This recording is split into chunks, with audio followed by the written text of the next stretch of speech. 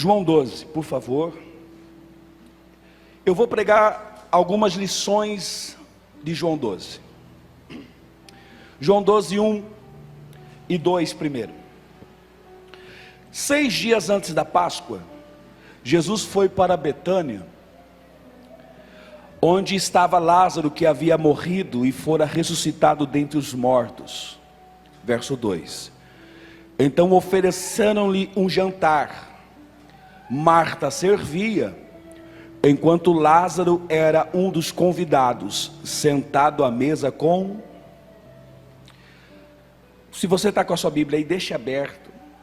Eu gostaria muito que você usasse de anotar, porque tem coisas que a gente não pode perder. Eu quero falar lições ao longo desse capítulo, ok? Lições. A primeira lição que eu quero falar com você é o Deus que muda histórias. Amém? Deus que muda histórias. João 12 está relatando que Jesus está em Betânia, em um jantar, e João faz questão de dizer que quem está do lado de Jesus? Lázaro. Quem está do lado de Jesus? Lázaro. É um jantar de ações de graças. É algo que eu aprendi com meu pai, e eu carrego comigo, porque é bíblico. Sempre que você recebe uma bênção, uma data importante, faça ação de graça. E ações de graças bíblica é com comida, é com refeição. É assim que eles faziam. Pode ver, quando Abraão, Isaac, os patriarcas, todas as vezes que eles tinham vitórias, eles faziam ações de graças com muita comida. Essas ações de graça é pelo quê? Se você ler depois, você vai entender. Por quê? Porque no capítulo 11, Lázaro estava o quê? Morto.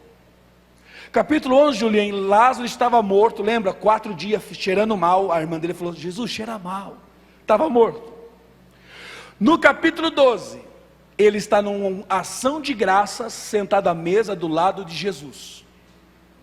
Você entendeu que eu estou falando sobre o Deus que muda histórias?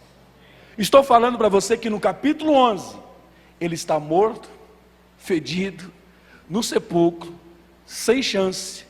No capítulo 12, sentado, fazendo refeição, num banquete, ação de graça do lado de Jesus. Calma, que talvez você esteja hoje no capítulo 11, mas o capítulo 12 vai chegar. Calma. Deus é especialista em mudar histórias. Capítulo 11, você olha para Lázaro morto, sem chance. Capítulo 12, sentado do lado de Jesus, celebrando. Vou dar mais um exemplo para você, por favor. 1 Samuel capítulo 1, versículo 10. Eu nem anotei aqui, mas eu falei sobre isso em Itu esses dias. 1 Samuel capítulo 1, versículo 10, olha o que diz: e com a alma profundamente sofrida, chorou muito e orou ao Senhor. Está falando de Ana. Quem está falando de Ana? E com a alma profundamente chorou muito e orou ao Senhor. Capítulo 2 agora, por favor. Um capítulo depois, olha o que diz: e então Ana proferiu esta oração: não há ninguém santo como o Senhor, não existe outro além de ti, não há rocha alguma como o nosso Deus. Um capítulo, Ana está chorando amargamente. No outro, ela está cantando ações de graças, porque Deus é um Deus que muda histórias. Deus é especialista em mudar histórias. Então a gente não pode tornar nossa vida triste por causa de um capítulo triste. Tem muita gente, desculpa a expressão, praguejando a vida, desacreditando em pessoas por causa de um capítulo ruim. Eu falei sobre isso lá na casa da irmã Val. As pessoas, muita gente desacredita da vida por causa de um capítulo ruim. Eu sei que é uma frase conhecida, mas um capítulo ruim não significa que o livro todo vai ser ruim. Capítulo 11, Lázaro está morto. Capítulo 12, ele está em ações de graça. Irmão, isso aqui, eu não vou ficar muito aqui, porque tem muita coisa para falar. É a nossa vida. Porque a Bíblia diz que nós estávamos mortos nos nossos delitos e pecados. A Bíblia não diz isso? Quando a gente aceita Jesus, Ele nos dá uma nova vida. Quando você veio aqui sem Jesus, você estava como Lázaro no capítulo 11. E agora com Jesus você está onde? No capítulo 12, sentado com Jesus aqui, ó, ouvindo a palavra, se banqueteando. O que eu quero profetizar sobre a minha, sobre a sua vida, que está chegando o capítulo aonde você vai fazer ações de graças. Receba essa palavra em nome de Jesus. Que 2024 seja o ano que você vai marcar culto de ações de graça. Que você vai mandar mensagem para o pastor Baltazar, pastora Cátia, assim, pastora Cátia, pastor Baltazar, eu quero fazer um culto de ações de graça aqui, ó, mas vem porque eu vou até fazer churrasco, picanha, pão de alho, porque Deus deu vitória, vou fazer ações de graça, vou comemorar, vou sorrir, porque eu já chorei no capítulo 11, já passei vergonha no capítulo 11, me decepcionei no capítulo 11, mas o capítulo 12 chegou na minha vida, eu vou fazer ações de graça. Receba essa palavra em nome de Jesus. 2024 será ano onde você irá fazer ações de graça ao Senhor. Diga, eu recebo essa palavra em nome de Jesus. Esse ano será ano que vamos fazer ações de graças. Eu preciso encorajar você em nome de Jesus. Feche os olhos.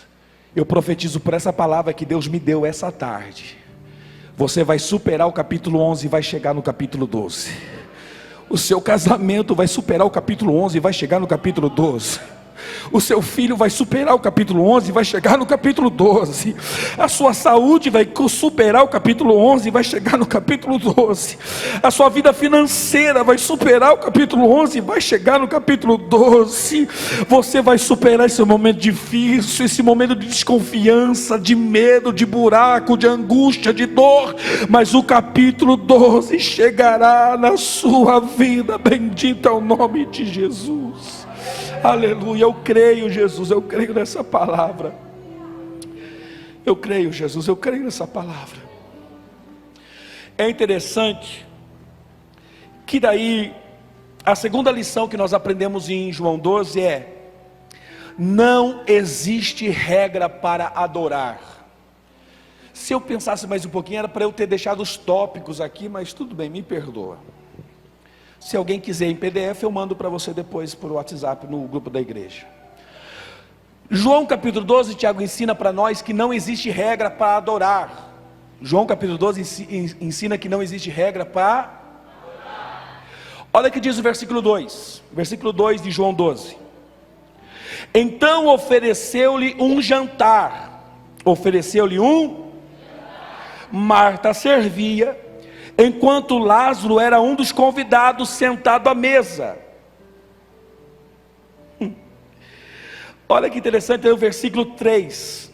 Maria pegou uma libra de bálsamo de nardo puro, um óleo perfumado muito caro, ungiu os pés de Jesus e os enxugou com seus cabelos, e a casa se encheu com a fragrância daquele bálsamo. Você está vendo que tem 3 tipos de adoração? Lázaro está adorando Jesus como? Sentado na mesa comendo. Marta está servindo. Maria aos pés, ungindo com perfume. 3 ações diferentes, e Jesus está recebendo dos 3. A gente como igreja, que é uma igreja viva, era para você dar glória a Deus, irmão, porque vida em Cristo, comunidade de vida em Cristo é igreja viva. A gente tem que entender que para adoração não existe regra, né? Porque nós somos todos iguais? Não, cada um tem um jeito. Se você tem filhos, você sabe que tem filho que chega e abraça a gente e abraça apertado. Tem um que só dá um tapinha na costa, e é o abraço dele, e está tudo certo. Não é assim? Mesma coisa na igreja. Tem gente que está no louvor, ele sente aquela alegria. Aí tem um que ele está sentindo a mesma coisa, mas ele está aqui, ó. Oh Deus, oh Deus.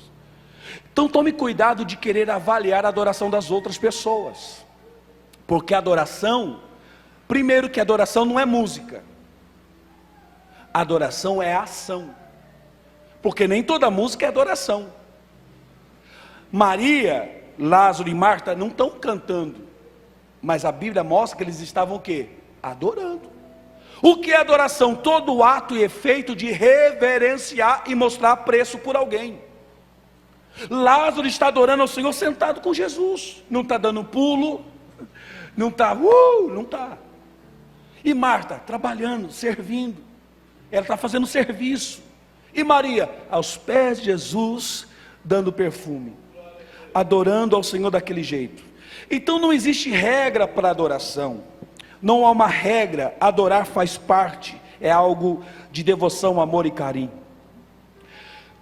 Algo que nós precisamos entender, olha o versículo 5, que coisa séria. Versículo 5, 4 e 5, por favor, primeiro 4. Versículo 4 diz assim: mas um dos seus discípulos, Judas Iscariotes, filho de Simão, que mais tarde iria traí-lo, objetou, versículo 5: por que esse bálsamo perfumado não foi vendido por 300 denários e dado aos pobres? Aprenda uma lição com todo respeito. Não se meta na adoração dos outros. Deixa adorar. Eu lembro na década de 90, eu ia com meus irmãos lá em São Paulo, tinha a irmãzinha do lenço, ela sentia a presença de Deus, ela pegava o lenço e ia jogando para o meio da igreja, irmão. Eu olhava aquilo, eu era criança, eu dava risada. Agora você tem dúvida que Deus está recebendo a adoração dela? Deus está recebendo. Não vou aqui que vai ocupar tempo, mas depois, se você nunca ouviu, ouça o testemunho daquele menino que era surdo e mudo, e ele achou um jeito de adorar Deus jogando papelzinho na igreja. Não há dúvida que Deus recebe a nossa adoração. Qual o problema de Judas aqui? Judas que se intrometer na adoração de outra pessoa, querendo avaliar a adoração daquela pessoa. A segunda lição, ou melhor, a terceira lição que nós aprendemos aqui é um alerta. É um alerta, tá? Com muito carinho. Nenhuma queda vem rápido. Versículo 6, por favor. Olha o que diz o versículo 6. Falando sobre Judas. Ele não disse isso por se importar com os pobres, mas porque era ladrão, sendo responsável pela bolsa de dinheiro, frequentemente tirava o que nela era depositado. Aqui é um alerta. A queda de Judas não foi quando ele traiu Jesus. Como começou a queda de Judas? Tirando o dinheiro que era do ministério de Jesus. Nenhuma queda acontece rápido, sempre é gradativo. Porque a primeira coisa que o pecado irá fazer é seduzir. Ele foi seduzido pelo valor do dinheiro. Depois faz o que? Acostumar. Você leu ali que tem a palavra frequentemente. Aqui, frequentemente tirava, ou seja, tornou um hábito. Porque você sabe que o pecado é assim, primeira reação do pecado, ele vai se seduzir e a pessoa vai ter medo. Logo a pessoa vai ver que não deu nada. E esse é o grande perigo. Porque a pessoa faz uma vez e diz, não deu nada. Eu consigo ir na igreja e está tudo bem. Rapaz, eu estou fazendo isso, eu estou na igreja e dou até uns pulinhos, está tudo bem, está passando batido. Esse é o grande perigo. Você sabe que Jonas entrou no barco e até, não, o barco foi longe. Davi, quando ele pega a arca e coloca no carro de boi, não aconteceu uma tragédia no começo, não, foi indo. E esse é um grande perigo quando a pessoa, o ser humano, acha que não tem nada demais. Esse é um perigo. Judas teve o início da sua queda olhando para coisas materiais. Onde começou a queda de Judas? Quando ele viu a bolsa e começou a tirar. E ele vendeu Jesus por quanto? Por moedas de prata, 30 moedas de prata. Aqui, irmão, existe algo muito perigoso. Como pastor, eu estou falando não só a você, em minha rede social sempre falo isso. Não deixe o material, as coisas materiais, ditar sua fé. Não deixe. Nós cremos, como eu já falei aqui, pastora Cátia, pastor Baltazar, irmãos, eu creio que Deus prospera, mas não deixe as coisas materiais ditar a sua fé. A fé de Judas foi abalada pelo quê? Colocando o olho nas coisas materiais. E esse é um grande perigo. Pessoas que só estão bem quando a vida material está boa. Nós temos que tomar cuidado. Claro que não aqui, tem lugares por aí, irmão, lá no Canadá, Outro dia eu falei para minha esposa, eu pastorei igreja, 3 igrejas em Araraquara e região. Tem algumas pessoas que somem da minha vida, somem. Aí esses dias apareceu alguém lá, pastor, amizade, solicitação de amizade. Eu falei, já deu problema.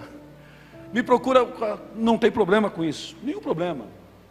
Mas existem pessoas que as coisas materiais alteram a fé dele. A sua fé não pode ser abalada por coisas materiais. Não, pastor, porque eu tô com dinheiro no banco, estou com saldo, está tudo bem, eu venho para a igreja, Deus é bom demais. Mas se eu perder algumas coisas dessas, afeta a minha fé? Cuidado, isso é uma síndrome de Judas.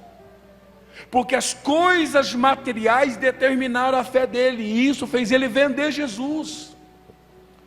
Nós temos que ter uma consciência cristã que Deus é superior a qualquer bênção que eu possa ter.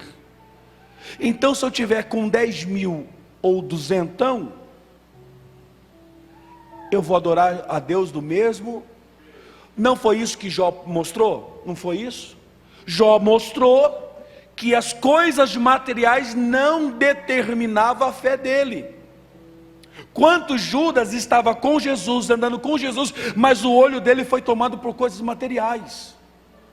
Então, irmãos, eu já falei isso aqui, nós como igreja, eu conheço o coração da pastora Cátia, pastor Baltazar, Tiago, enfim, Julien, aqueles que fazem parte, enfim, os irmãos que estão aí na porta, sentados. Você sabe que nós não estamos aqui para trazer você para coisas materiais. Nós ensinamos você que as coisas materiais vão ser o quê? Consequência. Mateus 6,32 diz, buscai primeiramente o reino dos céus, e as demais coisas vão ser acrescentadas. Aqui você vem para aprender sobre Jesus, o reino dos céus, e as outras coisas vão ser acrescentadas, em nome de Jesus. Olha que eu até grifei aqui no meu estudo, Jesus nos 3 anos e meio de ministério, Jesus se doava. Nos 3 anos e meio de ministério, Jesus o que eu falei? Não foi isso? A vida de Jesus, pastora Cátia, foi em doar. Doava o tempo. João 4 diz que Jesus estava com fome e mandou comprar comida, lembra? Aí quando ele fala com a samaritana, os discípulos chegam com comida, Jesus diz assim, eu tenho uma comida que é fazer a vontade do meu pai, não dá tempo de comer não, olha lá, os samaritanos estão vindo. Jesus doava a vida, doava o tempo, doava o seu físico, doava seu sono. Jesus dormia, não lembra, cansado? Jesus se doava. E a Bíblia aqui que você leu comigo, que Judas frequentemente tirava dinheiro. Olha a diferença. Enquanto Jesus se doava, Judas lucrava. Cuidado. Não tenha o evangelho como fonte de lucro. Não venha para Jesus querendo lucrar. Jesus disse, aquele que quer vir após mim, lembra? Como começa Jesus? Negue-se a si mesmo. Aqui não é lucro, aqui é perca. Perca suas vontades, perca seu desejo. Ai pastor, é difícil, mas é Bíblia. E fazendo isso, Deus vai honrar você de todas as maneiras, irmão. Então essa frase ficou à minha mente, Tiago. Enquanto Jesus se doava, Judas lucrava. Mas o final da história, não é isso? Não é o começo que importa, mas sim o final. Quarta lição nesse capítulo 12. Jesus nunca censurou o adorador, versículo 7. Mas Jesus respondeu, deixa em paz. Irmão, isso aqui era assim uns 3 glória a Deus, mas tudo bem. Ela estava adorando lá e Judas podia dar isso para os pobres, podia fazer isso. Jesus assim, deixa ela em paz. Se tem uma coisa que Jesus nunca censura, é quem adora. Era para você dar glória a Deus, irmão. Quer agradar a Jesus? Seja o que? Adorador. Jesus, quando tinha murmurador, Jesus disse, não está bom para você? Vai embora. Ô Jesus disse, não está bom, Pedro? Até logo. Mas quando tinha adorador, podia ser leproso, podia ser cego, podia ser prostituta, podia ser que todo mundo que adorava, Jesus sempre recebia. Estou ensinando para você um segredo. O segredo do Senhor Jesus estar atento é a nossa adoração. Então Jesus se censura incomodado, mas para o adorador Jesus diz, fique em paz. Era para você estar recebendo essa palavra que eu estou falando para você. Porque enquanto você está adorando aqui, Jesus está dizendo para aqueles que se incomodam com a tua vida: deixa ela em paz. Você está adorando, Jesus está dizendo assim: deixa ele em paz. Você está adorando aqui, enquanto você adora, você louva, você crê, Jesus está liberando essa palavra sobre a sua vida: deixe ele em paz, deixa ela em paz, não mexe com o meu adorador. Oh, aleluia. Para concluir, para eu orar por você e ungir você, a quinta lição aqui, Tiago, Juliana, achei interessante, versículo 10, por favor, olha isso aqui, versículo 10: mas os chefes dos sacerdotes tramaram matar Lázaro também. Você já tinha lido isso aqui? Olha só, irmão, no capítulo 11, Lázaro foi ressuscitado. Aí esse capítulo diz que muita gente acreditava. Irmão, vamos falar a verdade, imagine daqui a pouco, o gaúcho já foi, né? Mas imagine alguém passando na rua aí, dizendo: na igreja, comunidade apostólica na vida em Cristo, vai ter o homem que ficou 4 dias morto. Seja sincero, sim ou não? Vai lotar de gente. Porque um dos maiores mistérios da humanidade é a morte, não é? Irmão, eu queria chegar para Lázaro e dizer assim: Lázaro, o que você viu? O que você sentiu? O seu corpo já estava cheirando mal. O que foi? Você viu Abraão, Isaac, Jacó, o céu, a árvore da vida? Eu queria, irmão, você não?